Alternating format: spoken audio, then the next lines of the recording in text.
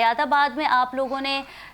جو ہے وہ ایک جلسہ کیا اور اس پہ یہ بتایا جا رہا تھا کہ مائٹ بی پاسبل اگلا علائی عمل جو ہے وہ اناؤنس کر دیا جائے گا وزیر اعلیٰ KPK سہیل آفریدی کی جانب سے، اور ایک نعرہ متعارف کروایا گیا سہیل آیا ہے عمران آئے گا، لیکن ڈیٹ اناؤنس نہیں کی گئی۔ آلدو بانی PTI نے تمام اختیارات جو ہیں وہ محمود خان اچکزئی کو دے دیے ہیں، لیکن سہیل آفریدی بھی ظاہر اپنا ایک انپٹ تو دے سکتے ہیں۔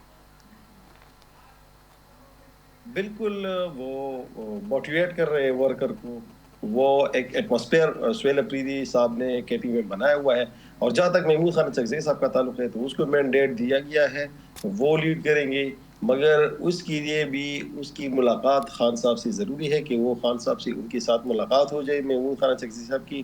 خان صاحب ہی ڈیسائیڈ کریں گے کہ کس طرح آپ نے پروٹیسٹ کرنا ہے، کس طرح آپ نے سڑکوں پہ نکلنا ہے، کس طرح آپ نے بات چیت کرنی ہے، کس طرح آپ نے ڈائیلاگز کرنی ہے، تو وہ ڈائریکشنز خان صاحب دیں گے محمود خان اچکزئی صاحب کو۔ اگر محمود خان اچکزئی صاحب کی بھی ملاقات نہیں ہوتی ہے تو پھر تو مطلب یہ کہ ہمارا سارا رابطہ اندر سے وہ کاٹنے کی کوشش کر رہے ہیں۔ اگر ہم ڈائیلاگ چاہتے ہیں تو وہ بھی اس کے لیے عمران خان کی اپروول ضروری ہے۔ اگر ہم اس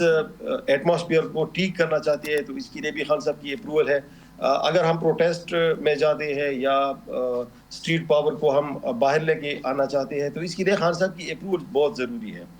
اگر اس وقت تک ورکرز ہمارے کنٹرول میں ہے، ورکرز کو ہم نے کہا ہوا ہے کہ انشاءاللہ ملاقات ہوگی، خان صاحب کی انسٹرکشن آئے گی، مگر میں یہ محسوس کر رہا ہوں کہ ایک دن یہ ورکر ہمارے قابو سے باہر آئیں گے، یہ ہمارے قابو میں نہیں رہیں گے